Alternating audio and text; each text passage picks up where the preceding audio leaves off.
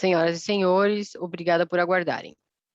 Sejam todos bem-vindos à apresentação trimestral de resultados do XP Infra 2 FIPE. Informamos que todos os participantes são apenas ouvintes durante a apresentação do time de gestão. Lembramos que a apresentação será gravada e a publicaremos no site do fundo nos próximos dias. O espaço de perguntas está aberto e as mesmas serão lidas e respondidas pelo time ao final da apresentação. Reforçamos que o nosso canal de relação com investidores está sempre à disposição através do e-mail ri@xpasset.com.br. Agora, passo a palavra para o time de gestão da XP Asset Management. Uma excelente apresentação a todos.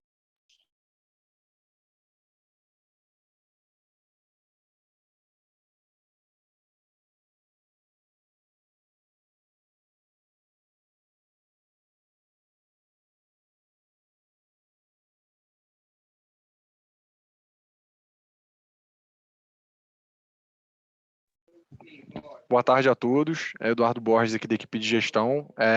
Estamos todos presentes aqui, o Túlio Machado, André Rocha, Thomas Rainer e o Diego Davi. Acho que primeiro agradecer a presença de todos aqui para o nosso call do segundo trimestre de 2021, do XP Infra 2.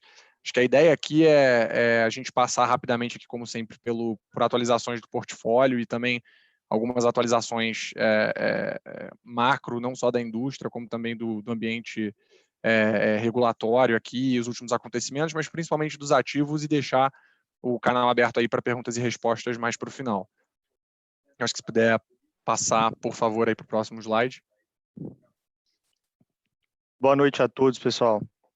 Túlio Machado falando. Obrigado, Edu, pela introdução. Obrigado a todos pela participação do nosso call de resultados aqui do segundo trimestre de 2020. Podemos começar a apresentação, por favor, Bianca, puder passar para as próximas páginas. Acho que a gente vai explorar, o Eduardo comentou a respeito do desempenho, né, do fundo, dos ativos. Então, relembrando rapidamente para quem ainda não escutou a respeito da nossa estratégia, né, o XPIE é um fundo listado desde maio de 2019. Nós temos todos os benefícios da Lei 11.478 e temos investimentos em 6 ativos. Hoje ultrapassamos já a marca de 3.700 cotistas, e o fundo ele tem a estratégia de investimentos em todos os setores que são previstos na Lei 11.478, embora hoje a nossa concentração está 100% no setor elétrico. Temos um fundo com taxa de administração de 1,3%, e o fundo tem taxa de performance prevista acima de IPCA mais 7, né? Esse é o hurdle que nós cobraríamos 20% de performance. Acho que passando para a próxima página, nós temos aqui a página de visão geral dos ativos. Nós vamos entrar em cada um dos ativos. Acho que pode passar para a próxima página, Bianca, por favor. A gente vai entrar no detalhe de cada um dos ativos, né? Só Maior, Atom GD, Apodi, que é uma aquisição recente, e no nosso primeiro call trimestral que a gente vai contar um pouquinho sobre a estratégia desse ativo, e as linhas de transmissão de LC Energia, Arteon-Z e Camptiba. Na visão geral dos ativos, a gente traz aqui na página 5 a sensibilidade que a gente vem mostrando para vocês já em alguns relatórios mensais de preço de entrada, ou seja, a taxa interna de retorno que o fundo apresenta diante do preço de entrada, né? Hoje a gente está com a cota aqui a R$80, fechamento de hoje, e pela nossa projeção de fluxo de caixa dos ativos, lembrando que nossa projeção não assume nenhum valor residual nas nossas transmissoras, é um ponto que tem sido bastante questionado para a gente em fins de modelagem. A gente assume somente 30 anos de concessão, sem valor residual, e nas nossas geradoras, a gente assume aqui, para a Sol Maior, 25 anos de fluxo, sendo que nós temos 20 anos de PPA e uma autorização de 35 anos. Então, a gente é até bastante conservador vis-à-vis outros players do mercado, né, que normalmente assumem 35 anos de fluxo, e o mesmo a gente utiliza aqui para a precificação de Apodi, e a precificação de Atom, na realidade, é até uma precificação mais conservadora, que é uma precificação de 15 anos, que é a duração dos nossos contratos. Então, a foto aqui mostra, né, a cota patrimonial, hoje um pouco acima de R$97, a cota mercado, no fechamento do final do trimestre, era de 80,95, hoje foi R$80. Os rendimentos pagos, né, até o momento foi 4,74, uma distribuição de R$2 no primeiro trimestre, depois uma distribuição de 70 centavos, né, em junho, essa foi a última distribuição, e uma distribuição de pouco mais de R$1, que somam aqui os 1,74. A gente tem, então, olhando para a spread sobre a NTNB, também é um valor que ele, no dia a dia, tem fechamentos de taxa, né? Então, hoje a gente está olhando na tela aqui a 570 basis point em relação ao segundo trimestre desse ano.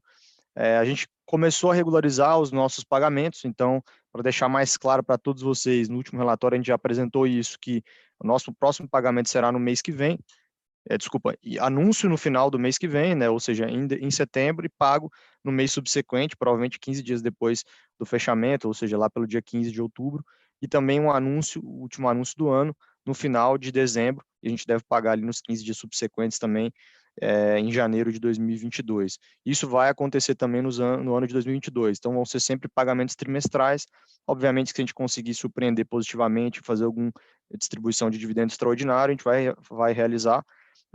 Lembrando que nos nossos relatórios, desde o início do ano, a gente está sinalizando uma distribuição de 9,50 por cota. Então, a gente tem aqui 4,74 distribuídos, é mais ou menos o dobro do que a gente já distribuiu agora, mais 4,76, né, até o final do ano, nessas duas distribuições nos últimos trimestres. Falando um pouco aqui na carta de gestor, na página 7, a gente pode lembrar dos principais acontecimentos. A gente vem sempre fazendo fatos relevantes, mas eu acho que aqui vale destacar. O primeiro deles foi a liquidação da Apodi, aquisição que a gente assinou em março e pagamos em maio desse ano. É um projeto de 162 megapico, inclusive amanhã eu e o Eduardo Borges nós vamos para Quixeré, no município do interior do Ceará, para a nossa primeira reunião de conselho da empresa.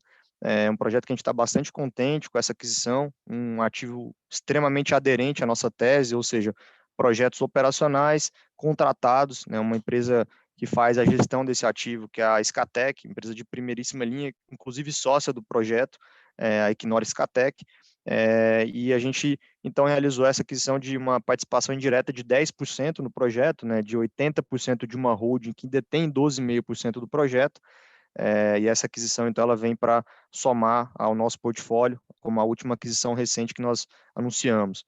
As distribuições de dividendo eu já mencionei para vocês, né? A gente fez distribuições de R$ 2,04, 0,70 também, essa última distribuição que eu comentei, e uma outra distribuição que nós já havíamos feito de R$ 2,00, né? Somando 4,74 ao longo do ano de 2021. Acho que tem conclusões de obras importantes que a gente traz como destaque.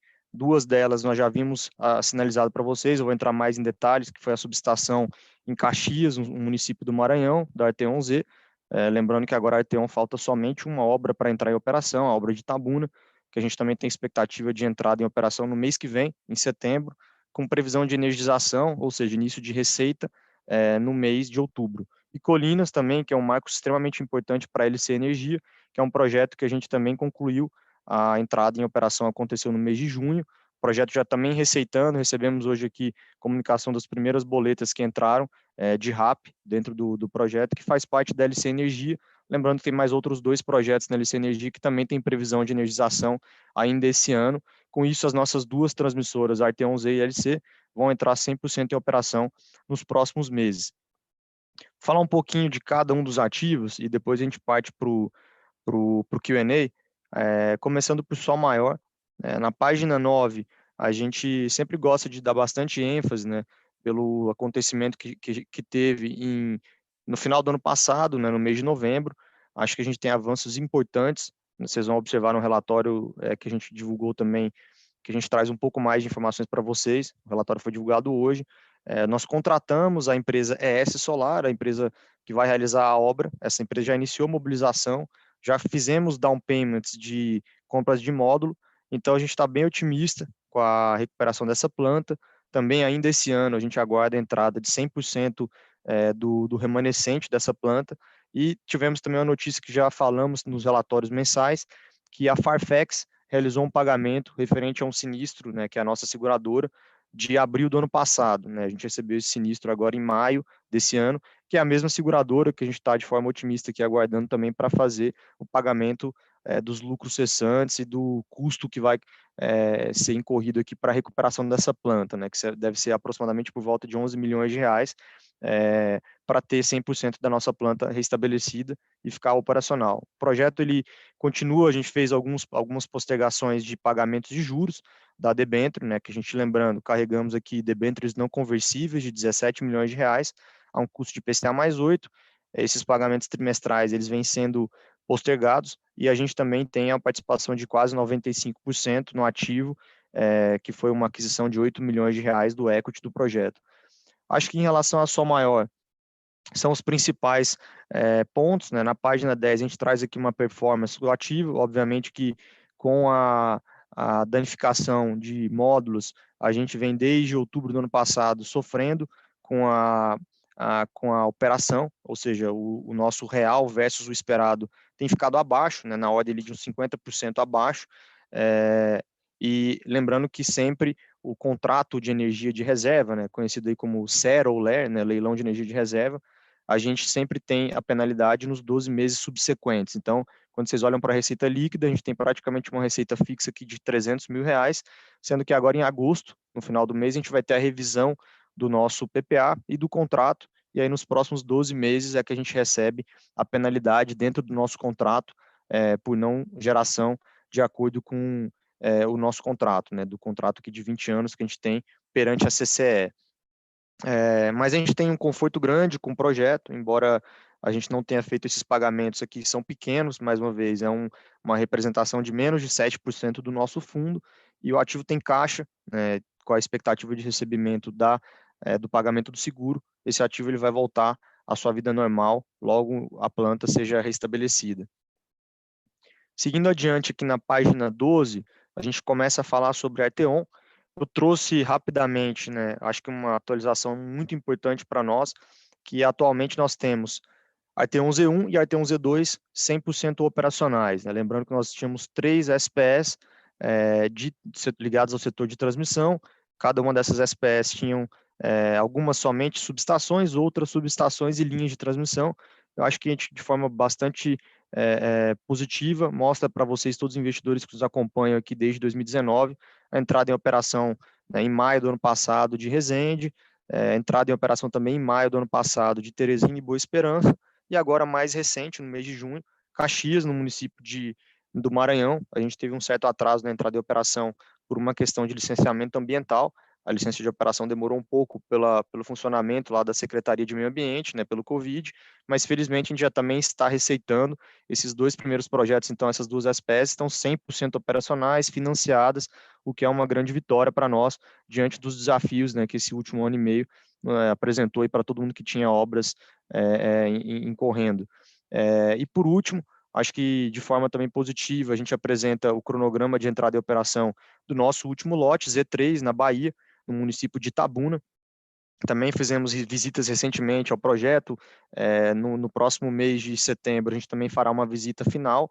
A nossa expectativa é de conclusão da obra até o final do próximo mês, até o final de setembro, e com os trâmites, né, de energização, termo de liberação provisório, e depois o termo de liberação definitivo, né, TLP e TLD, a gente começa a receitar, muito provavelmente ainda no mês de outubro.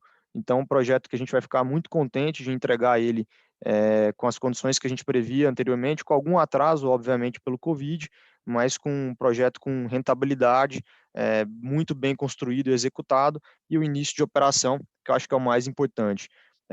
Lembrando, então, aqui do projeto, nós temos atualmente 135 milhões investidos no projeto, ainda uma série da debênture de 16 milhões e meio, que corre aqui a IPCA mais 9,5, não foi convertida, lembrando que ela será convertida mediante a entrada em operação do último projeto, do projeto Z3, de Itabuna, e aí nós vamos deter uma participação de 76% desse projeto, né, sendo que atualmente nós temos 73,3% em sociedade com Carlos Eduardo Zarzur. Entrando aqui também no projeto Atom GD, na página 14, trazemos aqui algumas atualizações de avanço de obra, né, sendo a SPE Electro a próxima SPE a entrar em operação. Lembrando que nós já temos 4 projetos operacionais de uma sub-holding que detém participações em 6 SPS, Sextans 1 SPE, Enel, Celpa e Semar já são projetos que geram receita, que vão contribuir para o pagamento, né, de juros, né, para a nossa debênture conversível, que hoje incorre uma parcela IPCA mais 10, uma outra parcela IPCA mais 9, e os últimos 2 projetos pré-operacionais, um deles em fase bem avançada, que é a SPE Elétrico, em Três Lagoas, no Mato Grosso do Sul, expectativa de entrada em operação esse ano, provavelmente no mês de novembro, e Sextans 2, um projeto que a gente tem expectativa de entrada em operação no início do ano que vem, ainda no primeiro trimestre, que é um projeto que se localiza no estado de Minas Gerais. Então a gente está bastante confortável, mesmo com esses 4 projetos em operação, eles são suficientes para entregar o rendimento de IPCA mais 10 na nossa debênture conversível, e é um projeto que a gente tem bastante conforto pelos off-takers, né, pelos contratos que a gente tem de venda de energia com principalmente cliente Claro, né, a Claro Telecom, e que é um ótimo risco de crédito. Na próxima página a gente até mostra para vocês um pouco do desempenho financeiro na página 15, e um pouco também da performance de margem EBITDA do projeto, né? Está bem próximo do que a gente acreditava. Acho que à medida que os projetos entrem em operação, os 2 últimos, a gente deve alcançar mais próximo aqui ainda dos 80% de margem, sendo que atualmente a gente está, nesse último mês, com uma margem de 78%. E a gente coloca sempre aqui também a operação, né, a performance operacional entre o que foi o real e o que era o esperado, né, o orçado, sendo que até nesse último mês, no mês anterior, a gente teve uma geração real um pouco acima da meta. Quando a gente entra aqui para a parte de LC Energia, na página 17, relembrando também, é um ativo que nós temos desde o início da carteira. A LC Energia, nós fizemos uma estruturação muito semelhante à Arteon-Z e à Atom, que era uma debênture conversível, com o mesmo custo, né, o cupom IPCA mais 9,5 que nós tínhamos em Arteon-Z. Lembrando que nesse relatório a gente traz aqui um destaque super importante em relação a Colinas, então a gente conseguiu a subestação de Colinas ser energizada no mês de junho, já estamos recebendo aqui receita desse projeto, temos o endividamento com o Banco da Amazônia assinado, aguardando a liberação aqui das fianças para que o desembolso aconteça da dívida de longo prazo. E nos outros 2 projetos, GFS e Simões, na Bahia, Feira de Santana, a gente tem um avanço bem importante do lote 6, a expectativa de entrada em operação ainda esse ano, muito provavelmente no mês de novembro. E por último, o lote 17, que é o projeto de Simões Transmissora, no Piauí, ele tem a parte de linhas de transmissão praticamente completadas. Agora a gente está focado com a Vision, a nossa EPCista, nas subestações dos projetos, e acredito que a gente também consiga, ainda no último trimestre do ano, né, ainda no mês de outubro, energizar essa planta, e com isso nós teríamos 100% dos projetos de LC também operacionais, que vai ser um marco extremamente importante para nós, dado que é um ativo que está no início aqui do fundo, desde maio de 19, e nós subscrevemos também, né, além do IPCA mais 9,5 da debênture conversível, que nos dará uma participação de 63% nesse projeto, quando convertido, mediante entrada em operação, nós desembolsamos um empréstimo ponte para os projetos aqui de FS e Simões, no montante de 42 milhões, a um custo de CDI mais 7,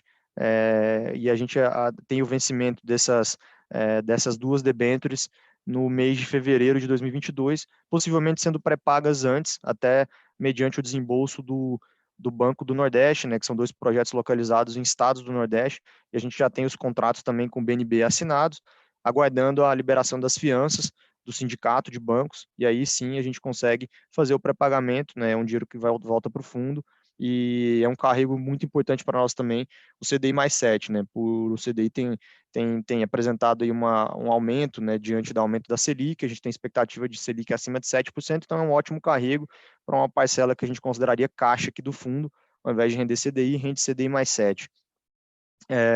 Seguindo aqui para transmissora Campinas Itatiba, na página 19, eu entro no penúltimo ativo do fundo, que é uma estrutura de uma debênture que nós fizemos, né, um tipo de negócio chamado de mezanino. Nós então desembolsamos uma dívida de 65 milhões de reais, dinheiro que foi usado do nosso follow-on do ano passado, de setembro, a um custo extremamente atrativo para um projeto de transmissão. Nós temos uma rentabilidade aqui de IPCA mais 10, um projeto também que a gente ficou bem contente, com a notícia que a ONS e Furnas nos deixaram entrar. A companhia começou, então, retomou a obra, né, que estava parada, para fazer a última obra do anel da subestação de Campinas. Então, é uma obra que a gente aguarda a conclusão ainda também no mês de outubro. Dando a data mais exata, nós temos aqui a expectativa de 20 de outubro para que essa linha seja concluída. A linha já está concluída, seria somente essa última obra de subestação, na subestação lá de Campinas, e nós já temos toda a subestação de Itatiba concluída e também as linhas, os 25 quilômetros de linhas com torres e lançamento de cabos 100% concluídos. Então, é um projeto também que vai ser concluído ainda esse ano. Como vocês podem perceber, na sua grande maioria, que o nosso fundo está na iminência de entrar praticamente 100% esse ano, com exceção de um projeto da Atom, né, um projeto pequeno, que é o projeto Sextans 2, é o menor projeto, inclusive, da Atom. Nós teremos, então, a conclusão de todos os projetos do fundo até o final do ano, e, mais uma vez, né, superando aqui todos os desafios que a gente teve de obra, de Covid, de aumento de insumos. Acho que é um marco muito importante para a equipe de gestão e para todos vocês que estão com a gente há algum tempo. Eu vou partir aqui para o último ativo do fundo, que foi essa aquisição recente do projeto Apodi. Então, como eu comentei no início, nós realizamos a aquisição de 80% de uma holding de participações, né, chamado Apodi Participações, que no final do dia detém participação de 12,5% nessas quatro SPS, né, de Apodi 1 a 4, que basicamente são projetos que venderam energia, projetos já operacionais desde 2018. Então, são projetos que a gente tem bastante conforto, né, com a sua performance. São 162 megas no município de Quixeré, e é um ativo operado por um player extremamente relevante, um player muito experiente, né, que é a Scatec, e a gente tem a participação da Scatec, inclusive, aqui de 87,5% nos projetos, e é um ativo que a gente está com um PPA muito atrativo, né, de R$ 367 a preços atuais, e é uma autorização, mais uma vez, que vai até maio de 2051, e o prazo do PPA até novembro de 2038. Na página seguinte, na página 22, a gente traz alguns aspectos sobre a performance desse ativo, né, como é que ela tem sido mês a mês. Acho que a gente tem trazido no relatório para vocês também. O ativo ele passou por um fenômeno, né, de chamado, principalmente fora do Brasil, né, de curtailment, que é um momento onde as linhas de transmissão não têm capacidade para escoar toda a energia, né, também conhecido como constrained off, e esse problema tem sido resolvido, então a gente está bastante otimista, e além de otimista por o problema ter sido resolvido, né, nas transmissoras, a gente tem uma proteção, dado que o projeto é operado por uma parte relacionada, que é a Scatec, de uma garantia de geração AP50, né, até meados do ano que vem. Então, isso é uma proteção que nós herdamos, né, dos outros acionistas anteriores, e que é benéfico, porque a gente tem, então, o máximo de geração aqui de P50, que foi o que nós modelamos na compra do ativo. Então, com isso, eu encerro a apresentação e abro para o Q&A. Acredito que vocês tenham aqui alguns questionamentos a respeito de reforma tributária. Estou junto aqui com todo o time também para me ajudar a responder qualquer questionamento a respeito dos ativos, mas vou partir então para os questionamentos. Tem uma primeira dúvida aqui. Na atual proposta da reforma tributária, a distribuição do fundo seria impactada em cerca de 5%? Edu, quer responder? Ele está bem envolvido aqui com o tema. Combinado. Então, Linelson, a gente está acompanhando bem de perto, tá, a reforma. A nossa leitura aqui é de que os FIPZs até não foram contemplados, porque ainda é uma indústria muito incipiente. Então, assim, a gente tem trabalhado bastante ativamente aí na defesa de uma representação específica para essa classe de ativo, e então, assim, não é 100% definido que a proposta que está, inclusive hoje teve alguns desdobramentos, né, lá no Congresso, especificamente na Câmara, com relação à proposta, não quer dizer que não vai ter nenhuma alteração no sentido de ter um tratamento específico para a FIPE. Dito isso, da forma que está hoje, o FIPE entraria na regra geral de fundos, que é essa alíquota mais ou menos de 5,88%. Tá? A gente não assume isso ainda como um cenário base, até porque tem tido bastante troca de ainda tem espaço para emenda, não só na Câmara como também no Senado, mas essa leitura é a mesma que a nossa no cenário atual, tá? De novo, a gente acha que ainda deve ter bastante vai e vem com a reforma tributária. Acho que acaba respondendo também a pergunta do Luiz Carlos, né, que é com relação ao impacto no fundo. Atualmente, se fosse exatamente o que está escrito na última versão do texto, sim, mas a gente ainda acha que o texto deve mudar, tá? Então, acho que tem mais algumas perguntas com relação à reforma, mas resumindo aqui, acho que essa é um pouco a nossa percepção. Tem aqui até aproveitando o gancho para uma pergunta com relação ao valor residual do final dos contratos das linhas de transmissão e se nós vamos devolver aos cotistas o valor do principal ou reinvestir o valor. De forma geral, Alexandre, aqui, o que é a regra, né, regulatória é que o valor do ativo não depreciado é devolvido, então é como se houvesse um cálculo do regulador de quanto que vale o ativo que está sendo no final da concessão, e aí o concessionário tem direito a receber o ativo não depreciado. Esse ativo não é, a gente até é relativamente conservador, tá, nossa modelagem, a gente não assume valor terminal para esses ativos, então hoje ele é considerado como upside nas nossas transmissoras, na nossa modelagem, a gente não assume isso. Mas quando isso ocorrer, né, aí vai depender muito, a gente está falando aí de um horizonte de tempo muito longo, a gente está falando disso daqui a 30 anos, mais ou menos, pelas transmissoras, 28 anos, das transmissoras que a gente tem hoje em portfólio. Então, vai ser muito caso a caso. Se tiver alguma oportunidade de investimento lá na frente, no fundo, que a gente acha que faça sentido, tendo em vista o benchmark, pode ser que isso seja reinvestido, mas assim, tem que ser um negócio um alinhamento de astros, assim, porque a gente tem um período para reinvestir, até porque senão desenquadra o fundo. Então, muito provavelmente, isso acabaria sendo distribuído para os cotistas, tá?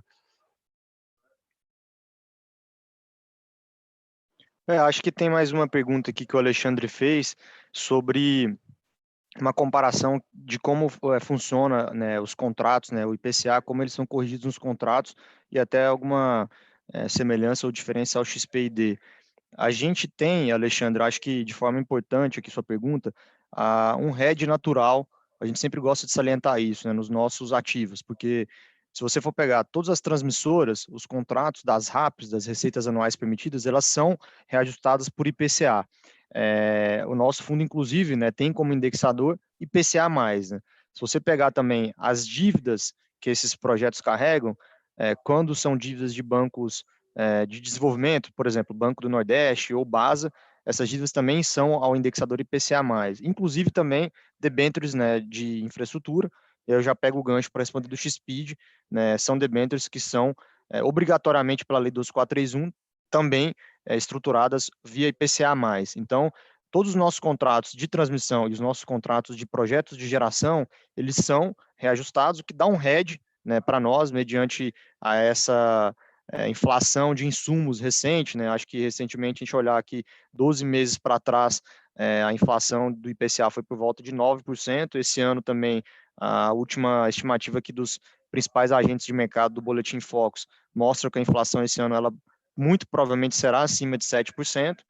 O ano que vem também uma inflação de IPCA próxima de 4%, mas o que a gente fica confortável é que o nosso fundo ele tem esse hedge natural, pelos ativos terem o top line, né, a receita sendo reajustada por IPCA, o que é uma semelhança ao XPID, tá? Da sua dúvida, que talvez você seja investidor dos dois fundos, né? O XPID também tem todos os debêntures a IPCA+, e também, como são projetos ali do setor elétrico, tem as receitas, muitas vezes aqui, os custos também, não só as receitas, mais inflacionados a IPCA. Partindo aqui para uma próxima dúvida do Linelson, seria possível incluir no relatório trimestral o resultado consolidado do fundo, uma mini DRE, 100% do resultado das investidas distribuído ou o FIP fica com saldo em caixa? Começando pelo final, tá, Linelson? Até agora, até o momento, nós tivemos distribuições dos ativos, né, para o fundo, e essas distribuições foram integralmente distribuídas. Então, nós não fazemos o que é chamado e conhecido como reciclagem de capital, ou seja, se a gente recebesse algum ativo, a gente usaria esse dividendo desse ativo para comprar algum outro. A nossa política aqui é de distribuição dos rendimentos, sejam eles juros ou dividendos, E eu acho que isso é um ponto importante aqui de uma mini DRE. Alguns ativos ainda não têm uma demonstração de resultados, Linelson, até pela característica de serem pré-operacionais, mas eu acho que mediante a entrada em operação de todos os ativos é uma boa provocação, te agradeço, não tem nenhum problema, poderíamos fazer sim uma mini DRE dos projetos, como a gente fez aqui na apresentação que você acabou de ver, né, uma mini DRE que a gente chama de muitas performance financeira, né, com os principais indicadores, receita líquida, margem EBITDA e EBITDA, lucro líquido, e alguma sinalização ali de balanço das companhias, né? Caixa, dívida bruta e patrimônio líquido. Se você tiver alguma indicação aí de informação adicional, é super bem-vindo, né? Esse é o mini DRE que a gente imagina fazer à medida que os projetos entrem em operação, tá? Por último, tem uma dúvida aqui da Apodi. Edu, quiser responder? Fechado, Thales. Sobre a sua dúvida, acho que até com relação ao resultado de Apodi, né? Assumindo que depreciação, imposto de renda e juros é cerca de 8 milhões de reais por mês, considerando que ela irá gerar 8 milhões de reais de EBITDA após a regularização do sistema de transmissão, como esperamos que ela vá dar lucro. Tem só algumas observações aqui, tá, Thales? A primeira delas é que depois da regularização, né, o P50, ali entre a energia contratada e o P50, não é 8 milhões, né? Isso aí fica na casa aí mais para os 10 milhões, entre 9 e 10 milhões, tá, por mês. Com relação ao acumulado de depreciação, imposto de renda e juros de 8 milhões, isso não é um valor constante. A depreciação, ela até tá por volta de 3 milhões, que é um efeito não caixa, então vale ressaltar que isso é um caixa gerado, de fato ele impacta negativamente o resultado, mas ele é um caixa que ele fica dentro do ativo. Então, assim, assumindo que fosse de fato 0 a 0, teria 3 milhões aí mais ou menos por mês de caixa sendo gerado para distribuição. Enfim, além disso, os juros são juros que eles flutuam mês a mês vinculados a alguns fatores, né? Um deles é o IPCA, que é a indexação do BNB, que é a principal dívida hoje do ativo, e o outro é que, com o tempo, o BNB está sendo amortizado também. Então, a cada mês que passa, os juros, assumindo o IPCA constante, a cada mês que passa, o juros já podia menor. E aí, por último, assim, é normal, e inclusive faz parte da modelagem, que nos primeiros anos o ativo tenha um lucro menor do que nos anos subsequentes. Então, assim, não é que não é essa leitura de que fica 0 a 0, não fica, mas o lucro ele é crescente, tá? E talvez você esteja com uma referência de juros, mais depreciação, mais imposto de renda, de um mês também que o IPCA foi específico, num período também que o IPCA está especificamente bem alto, né? Então, isso também impacta negativamente e está no início da operação do fundo, né, do ativo. Então, isso acaba também tendo uma base de incidência de juros também grande.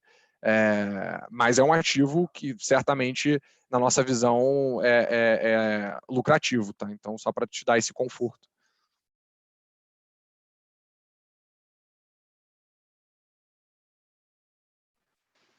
Pessoal, fiquem à vontade, qualquer dúvida aqui, o time está à disposição para responder, vou dar ainda alguns segundos. Lembrando que tem sempre o nosso canal de RI, se vocês tiverem questionamentos a respeito dos ativos, da performance do fundo, não precisa esperar até o relatório mensal ou os calls trimestrais, a gente sempre tem uma política de responder de forma bem tempestiva aos questionamentos dos investidores. De qualquer forma, mais uma vez, eu agradeço a confiança dos investidores e a gente está sempre buscando maximizar os retornos para vocês e acho que mais importante, a gente tem aqui uma expectativa de entrada em operação mais uma vez de todos os ativos até o final do ano. Acho que veio uma última dúvida aqui do Arthur, qual a expectativa do valor da cota no mercado nos próximos meses? Essa é uma pergunta de $1 milhão, viu, Arthur? Acho que é difícil a gente estimar, né, preço de cota, depende bastante de várias variáveis que, inclusive, não estão ao nosso controle, né? Por exemplo, acho que recentemente a gente tem visto uma abertura de curvas de juros, né? Principalmente as NTNBs, que são indexadores importantes para precificar ativos de infraestrutura. Isso aqui foge completamente do nosso controle. Eu diria que é mais um problema macro fiscal do país, né? Mediante aí a discussão de PEC precatórios, né? Mediante a subida de juros da Selic, preocupação com o próximo ano eleitoral, que é um ano onde o governo talvez tenha uma propensão a gastar mais, e aí esse descontrole fiscal, obviamente que a política monetária de um Banco Central independente tende a ser mais restritiva, e os juros subindo, isso impacta, acho que, preço de cota. Vocês podem observar aí que não só a nossa cota, mas de outros FIPs e Es, de fundos imobiliários e também, né, de ativos de utilities, né, empresas de energia listadas, vem sofrendo. Acho que apareceram mais outras dúvidas aqui. O Thales, se possível, eu gostaria de ver nos relatórios um desdobramento maior da dívida dos empreendimentos para poder ter uma maior previsibilidade dos fluxos de caixa deles. Tá bom, Thales. A gente, mais uma vez, à medida que os projetos entrarem em operação, você vai ter esse quadrinho de performance financeira, onde a gente vai abrir qual é a dívida bruta, qual é a posição de caixa dos ativos, né? Consequentemente, dívida bruta menos caixa é a dívida líquida, e aí você pode questionar qualquer ponto que você tem aqui em relação a fluxo de caixa, amortização de dívida dos projetos, tá bom? Uma pergunta do Eduardo em relação a se vocês continuam fazendo para melhorar a liquidez do ativo na B3. Eduardo, a gente tem uma política aqui em todos os fundos listados, né, tanto o XPID quanto o XPE, de um market maker. Então, o Banco Fatura ele vem realizando essa gestão para nós aqui de formador de mercado. Né, diria que mediante essa ação e talvez aqui a transparência, né, de informações com os investidores é o máximo que eu entendo a gente poder fazer. Não tem nenhuma outra ação que a gente vem fazendo além dessa, tá? Para melhorar a liquidez do ativo. À medida também que esse fundo cresce, a gente sempre ressalta isso, né? A ideia é que o fundo melhore a liquidez, mas ao momento não diria que é um momento para fazer follow-ons, tá? O Vinícius, qual a expectativa de distribuição por cota em 2023? Parece que para 22 será 10,50. Exato, Vinícius. A gente sempre faz a sinalização do ano subsequente, né, um ano mais fácil para a gente ainda modelar. Então, para o ano de 23, a gente ainda não está dando guidance nos próximos relatórios, né, principalmente quando acabar o ano de 21, a gente vai passar para fazer uma expectativa para 2023. Mas eu diria que a ideia que o fundo tem é sempre crescimento em relação ao ano anterior. Se você olhar no ano de 2020, nós tivemos 8,90, no ano de 2021 nós estamos aqui indicando 9,50, para o ano que vem 10,50, e a nossa expectativa é que no ano de 23 seja mais do que 10,50, que é justamente a lógica de os ativos entrando em operação, os ativos vão começar a pagar dividendos, tá? A pergunta do André em relação à previsão de follow-ons e aquisição de novos projetos. André, a gente está sempre atento a aquisições de novos projetos, então o time de gestão busca originar projetos que tenham aqui bom fit, né, com a nossa estratégia, e diria, acho que pela queda, né, do preço da cota, a gente fez esse compromisso com vocês e continua, né, de não fazer nenhum tipo de oferta com preço abaixo. Então a gente torce aí para que o mercado reconheça essa ação do market maker e a performance do fundo e dos ativos melhore o nosso preço de cota para que a gente volte a fazer follow-ons, né? Ativos para comprar, a gente sempre tem alguma possibilidade de pensar em aquisições alavancadas, então é uma coisa que a gente trabalha hoje. Eventualmente, se alguma aquisição tiver aqui no nosso pipeline, a gente vai tentar não perdê-la, ou a gente vai esperar aí uma melhora realmente da cota para fazer follow-on. Tem aqui também uma pergunta do Bruno, que seria como seria mantida a isenção dos FIPs e ES no desenho atual da reforma tributária, inclusão de nova classe. A gente acabou falando um pouquinho, Bruno, sobre a reforma tributária. A verdade é que ainda não está 100% claro, né? Não está 100% mencionado ainda os FIPs e ES. Veio uma redação mais recente que o Edu comentou, não sei se você estava aqui ainda no call, de uma possível alíquota de 5,88, né? Excluindo também os FIPs e ES de come cotas. Então, acho que tem alguns benefícios que já saiu, né? Alguns benefícios que saíram que seria projetos que têm ali SPS e uma holding do mesmo grupo econômico, eles não seriam taxados, ou seja, a gente não teria uma bitributação, mas ainda está em discussão e a gente espera e torce, obviamente, né? Estamos fazendo as ações aqui como entidade classe, né? Como outros gestores de FIPs e ES, para que, assim como os fundos imobiliários, os FIPs e ES também continuem isentos por toda a importância que essa indústria tem, uma indústria ainda incipiente, que com certeza ajudaria bastante no desenvolvimento do país, né, num crescimento econômico, por todos os efeitos que infraestrutura traz, né, para produto interno bruto, né, acho que melhoria no saneamento, melhoria na infraestrutura logística do país. Então é nessa linha de argumentação que a gente está tentando tirar os FIPs e ES da reforma tributária. E aí o Alexandre faz uma pergunta, ainda existe algum caixa referente ao último follow-on do fundo, né, ou está 100% alocado? A gente está praticamente 100% alocado, tá, Alexandre? A gente está com 99% do fundo investido, e então a gente tem praticamente nada aqui é só o caixa para o fundo rodar mesmo, fazer os pagamentos, então a gente necessariamente precisa de ou fazer um follow-on ou fazer uma gestão ativa, que é sempre uma possibilidade, né? Ou seja, vender algum ativo, vender alguma debênture que a gente carrega, com isso gera liquidez e a gente pode realizar alguma outra aquisição de forma bem oportunística. Foi bom dar aqueles minutinhos lá que vocês fizeram mais perguntas. Estamos à disposição, pessoal. Se tiver alguma dúvida ainda, vou dar mais alguns segundos aqui.